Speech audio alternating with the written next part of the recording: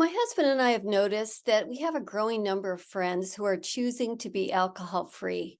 I think this is for a number of different reasons. Some just can't combine alcohol with medication they're on.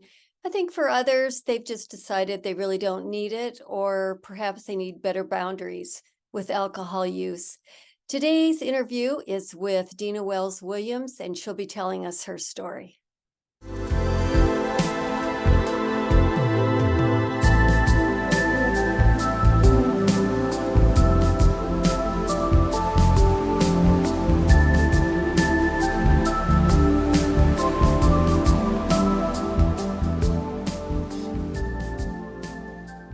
I'm so looking forward to today's conversation with my friend Dina Williams. Dina's been on my channel before. You can check out her previous video from a couple months ago. And I'm so glad to have her back today because we're going to be talking about the subject of alcohol and how much is too much, which is a very interesting question to ponder. So Dina, welcome to my channel again. Thank you, Cheryl. It's such a pleasure. Actually, it really is. Okay, so we are going to talk about something that you have had some experience with, and that is battling alcohol and the addiction that comes with that. So why don't you, in just a few sentences, just kind of explain maybe your history of alcohol, when and how you were introduced to it, and kind of what led to the place where you realized you had a problem. Yeah, no Actually, I problem. guess that's more than a few sentences, isn't it? No worries. I get it. Well, growing up in a home where alcohol was pretty much, the go-to when, you came home from work, dad would pour a drink, and I mean, mom would have the wine while cooking dinner. I mean, it was pretty much all around. And not that that was an issue, that was just a normal growing up. But as the years progressed, and of course, when getting into my teenage years, partying was all the big thing. And so we would go off, ditch school, and go and do the beer parties and whatnot. Not really an issue then.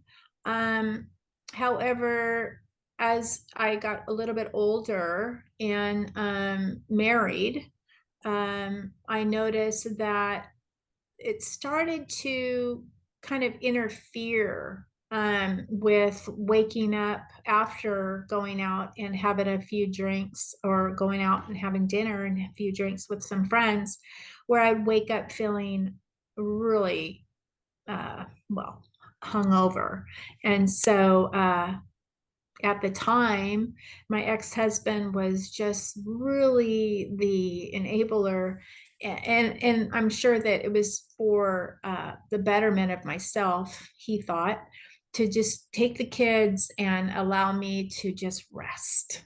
We Mm. don't want mom to be disrupted. We want mom to just soak in the hot tub out in the backyard, and just, we're going to go away for the day. And so, I just kind of learned how to roll with all of that, Mm. and never really had to face the demon, so to speak, because it was our normal as well. But it just kind of came to a head when you start doing things that you really wouldn't do if you hadn't been drinking. And I found myself in sticky situations where I would drive while drunk, Mm. home from a party, or you name it. Don't want to go into a drunkalog here, but it wasn't real pretty. And so just being able to come to have that aha moment of, this isn't working. This is not working. My life has gone off into a ditch, and I need help. And so during the course of this part of my life, I actually was on a quest to find my biological father. And lo and behold, I found out that he was an alcoholic and died at the age of 52. I wasn't there yet at that age, but I was approaching it. And I'm thinking, wow. And so learning a little bit more about alcoholism, you get to learn that it's a genetic thing.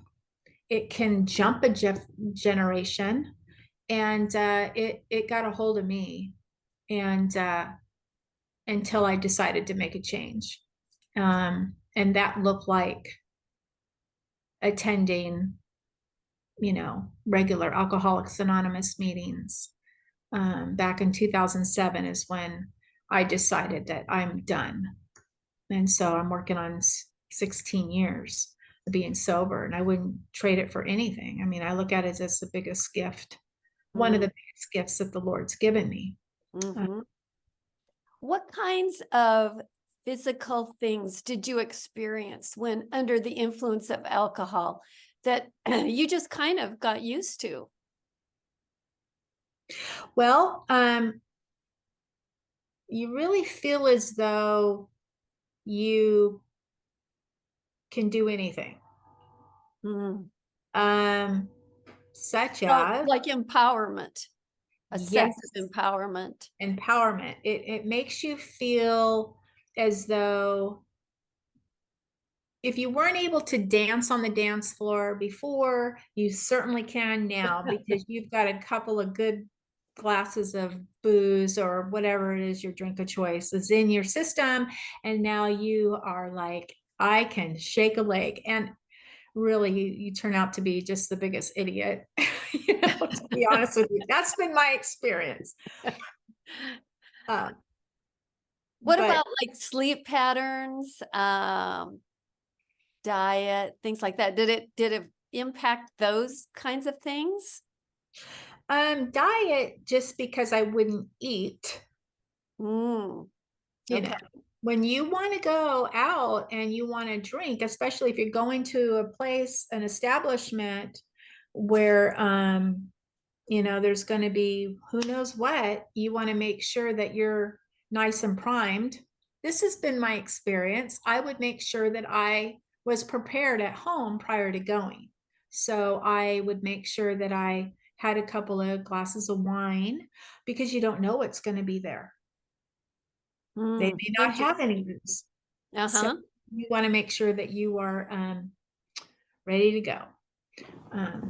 As far as, yeah, eating just took away that, because don't you know, booze soaks into food and it takes Mhm. away your buzz. Okay. Okay. So yeah, um, sleeping is horrific, Mm. because there's no solid, peaceful sleep when you drink excessively. You wake up throughout the night just sweating profusely. I mean, it's your sleeping pattern is just um, totally disrupted.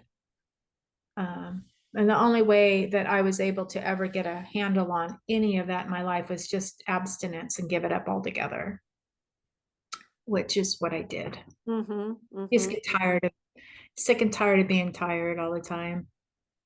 So it sounds like the gradual realization that you were feeling poorly is what pushed you to get help.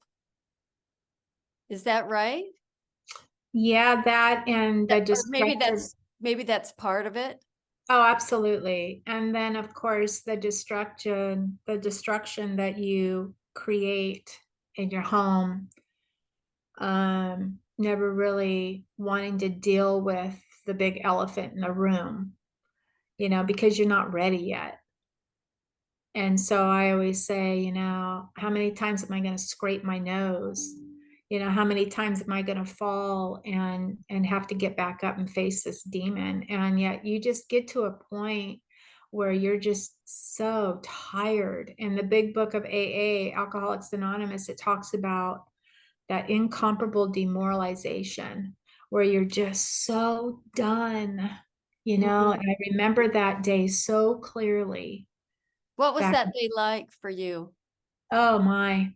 Well, when you come to, at least in my experience, when you come to, you're just so ripped with guilt and shame. Um, Probably, and for me, it was because I couldn't remember anything that I may have done. And God forbid if somebody calls and lets me in on it. Or it could just have been I've been home by myself watching a good movie with a good couple of bottles of wine. I mean, it was just really sad not to be able to embrace life right where you're at without any type of substance, you know? And I just wasn't there. And God was so patient, waiting for me to just Mhm. cry out, which I did. November 15th, 2007.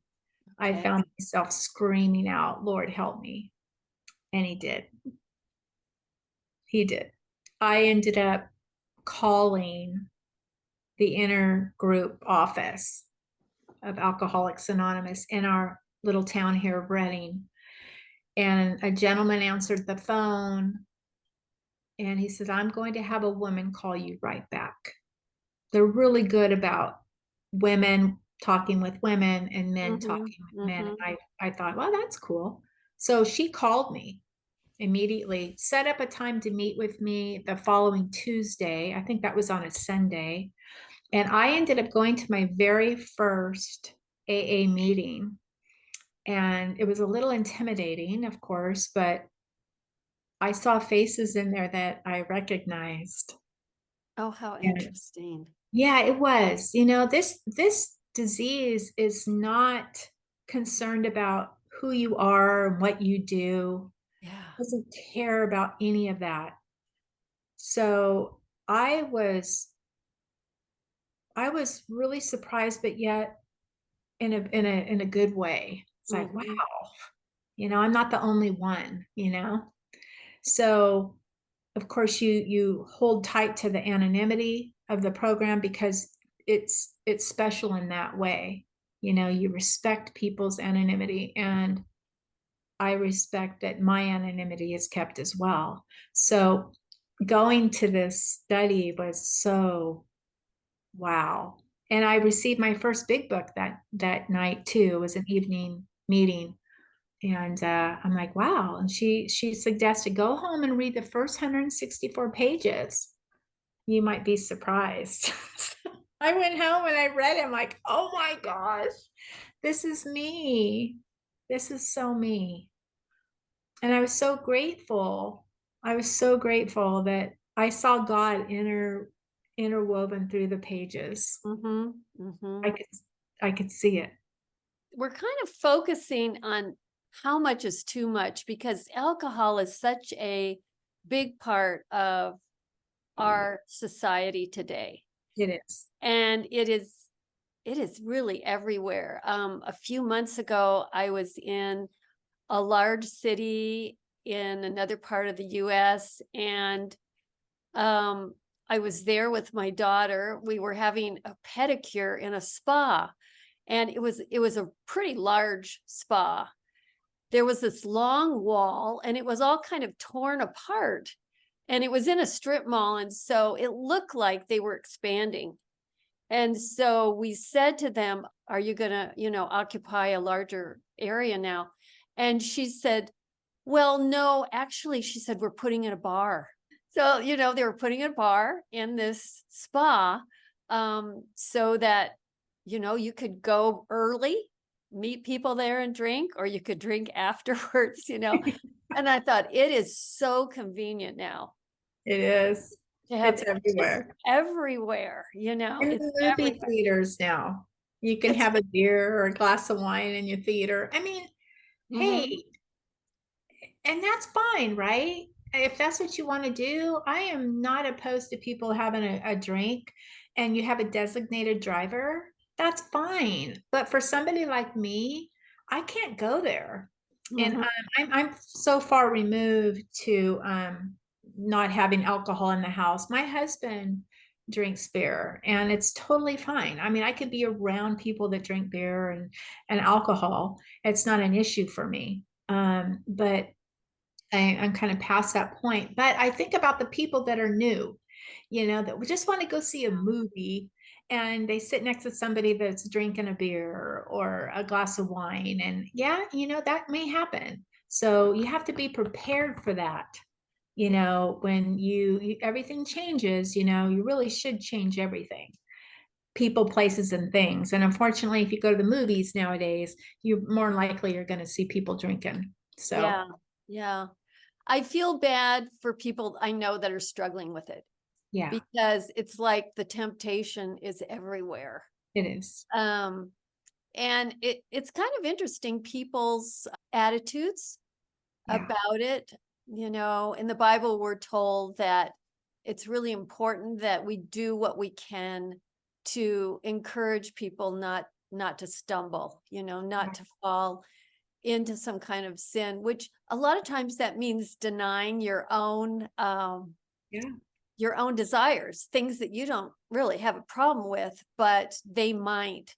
And exactly. some people are more than willing to do that. Others are kind of like, well, they should go to AA if they have a problem. Right. You know, Yeah, it's really not yeah, my problem, yeah, but it's again, that thing about really walking in the spirit differently, where we're willing to humble ourselves and kind of surrender our wants and desires in order to lift up a brother or sister. yeah. The next suffering alcoholic. Yeah. People that don't know what to do, they're everywhere. And I just, if people knew, how many people are still suffering from alcoholism or any type of addiction, drugs, it's just, it's really getting to a place within yourself saying, I can help another person by not doing this right now. And Hmm. I'm talking about people that are able, that they can drink, or they, normal. Yeah. But I just look at my life, 15 years working on 16 years being sober, where I can I can share this with you on a YouTube channel, and knowing the only reason I can is because I'm free. Yeah. The Lord has taken that obsession from me, and I can be around people that drink. I mean, I have a freedom now to share my story because that's not me any longer. Now, keep in mind that I have to take care of myself spiritually. I have to stay connected to Jesus because, we have an adversary that's always saying, oh, wouldn't that feel so good just to have a nice cold beer ski while you're out working in the patio? And believe me, those thoughts do come in, but we need to cast them Mhm. out just as fast as they come in. Mhm. So I think it's just being mindful all the time, and staying gratitude about where the Lord has taken you from to now. And I want to help people Yeah. to Yeah. overcome this. Yeah. Or come alongside them to help them. You shared the big book with me, and I I did. took a look at it. I never really looked at an AA book before, and it was so interesting how much honesty and self-examination, a willingness to really be truthful Yeah. is important in recovery. And I wanted to read these questions. These actually are from a different source. They're not from the AA book, but they really caused me to think a Mhm. lot about this issue, about deciding, do I have a problem? I'm going to read a few of them and then maybe we can talk about them. Sure. Have you made promises to yourself about drinking less or not drinking at all? Have you found it difficult or impossible to keep those promises? Here's another one. Do celebrations feel somewhat incomplete without alcohol? Have you worried about how much you like to drink? Do you rush through making dinner, bedtime routines with your kids, if you have them, or other activities so you can get to the part where you can drink? Is drinking a major part of your significant adult relationships? When was the last time you've gone 30 days or more without consuming alcohol? When you consider going more than 30 days without drinking, do you feel anxious, uneasy, or scared? Do you feel a palpable sense of relief when you know it's almost time to drink? When other people laugh about their escapades, making jokes, telling stories about drinking, do you feel relieved? Mhm. I thought, now those are interesting questions. And you can kind of see the rationalization patterns that Yes. could develop as you ask yourself those questions. Things like, well, I'm with people who drink a lot more than I do. I drink, but they always drink more, and I don't drink as much. I mean, you can just feel those rationalizations. Well, it's so interesting is that my very first meeting that I attended, I walked in and I think I was a little early because don't you know I'm never late. So I walk in and I sit down and all of these old men are in this room and I'm like, this is not me. This is so not me. I'm out of here. So I left. And yet later on, I can't tell you exactly how much later, but I remember thinking the Lord telling me, oh yeah, that was you. Just because they're older men, or maybe because you didn't have a bottle in a brown paper bag in a gutter, that is just a yet waiting to happen. And those old men probably have years of sobriety that could help you. And I just had such a judgmental view of things back then in the beginning, whereas it's so changed, but we look for the similarities and not the differences. Yeah. Yeah. Interesting. Yeah. And we talked a little bit in your first video that we did together. You've gone through some tragedy in the last 5 years. And I remember thinking, oh, is this going to push Dina toward, taking a drink again? And I remember I asked you at some point, was that something that was affecting you going through those tragedies? Were you feeling like, I think I want to drink? And you told me no. Why is that? Because that's a trigger for a lot of people. It is.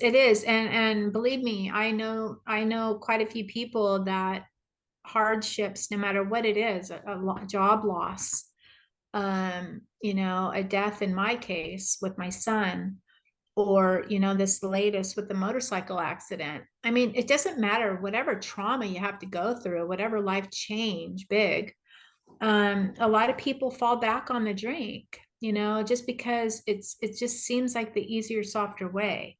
Oh, I just could have a drink, it'll help me feel better. And really, it's, for me, it was never that was never the outcome, because for me, I remember that alcohol is a depressant, and I am already in a sad state of affairs, and I can't even imagine. I mean, it gives me chills to think about when Brandon passed and me diving in back into the bottle. I It bet. just, Bet. that scares me. And I can't even imagine waking and coming to knowing that my son passed, so like the day or two later. Oh, yeah, that would have Scary. Yeah, scary. very scary. Yeah. One of the things that I didn't know that you shared with me recently was that you said when someone has a period of sobriety and then they go back to alcohol again, it's like they go back to that first time Mhm, when they were starting mhm, initially. You mhm. said it's like they regress and they have to go all the way back. Explain a little bit about that. Sure. And I think probably for me personally, when I hear the stories of how worse it was when they did go back out, and it didn't take nearly as long for that spiral to go down, that scares the living daylights out of me I because bet. I was I bet. already bad. And to think that, right now it's in a remission state. So if I were to take one sip of Mhm. alcohol, it would trigger an allergic reaction within me to where I would want and desire more. To somebody that doesn't understand the whole dynamic of alcoholism, I really highly suggest reading the big book of AA because there's doctors in there, Dr. Bob and Dr. Bill, they talk about that very thing. And it triggers something within you that you want more. Um, so what happens is where I stopped 15, almost 16 years ago in a really bad place and being in remission, if I were to drink now, I would be right back where I gave up back then. And yet it would take just a minimal amount of time to take me further, further down. And that's scary. I mean, that Definitely. literally, Yeah, I, because I yeah, think a lot of people feel like, she went 10 years and yeah, she had one day where she took a drink, but then to realize that 7 days later, you're not just, back to sobriety again. That would be scary to realize that you pretty much are totally starting over again. yeah. Quite a few years ago when I was married to my first husband, um, we did go through a period of time of sobriety. And I remember saying to him, I don't want to do this anymore. And he goes, okay, well, let's just quit. So we did. Oh, But I did not have the program of AA. I did not have that camaraderie, that fellowship, and I didn't understand it. uh-huh. I didn't understand any of it. And so we quit drinking with church and God and surrendering it to the Lord. And we were going on 10 years sober, both of us. And then I remember he took me on a cruise for my 40th birthday, and we're sitting up on top of the cruise, and all of these people have these fancy drinks, and I'm like, whoa, those look really good. Mm. And he's like, yeah, they really do. What do you think? I'm like, let's have a drink. Not even thinking, not even knowing. And we did. And it was just within a short amount of time, Wow. very short, that our marriage literally dissolved. And I put my kids through hell, and it was just horrible. Wow. I am so grateful that my sobriety today has re-established and restored a relationship with my kids. Mm, That is a beautiful thing. And I will be darned if I will give this up to have a drink, wow. because Yeah. life, no way. I will help another alcoholic to achieve what it is that what I have today. Uh, yeah, that is another mandate on my life for sure. It's really wonderful what God has helped you deal with and Yeah, and just kept you in this place of strength, his strength. yeah. Beautiful. Dina, I would like to continue this conversation because I would like to talk about addiction and the church. So let's meet up again and have a conversation about that. Sounds great. I want to talk about how churches can create an environment where people can come and be honest Yeah. and, Oh, yeah. and get help because you and I go to a church where that happens. Yeah. But there are a lot of churches where it's just not an environment where people feel comfortable No, talking about. their sin, their weakness, their addiction. So let's get back on and have another conversation about that. I would love to. Okay. Thanks, Cheryl. Thank you. Mhm.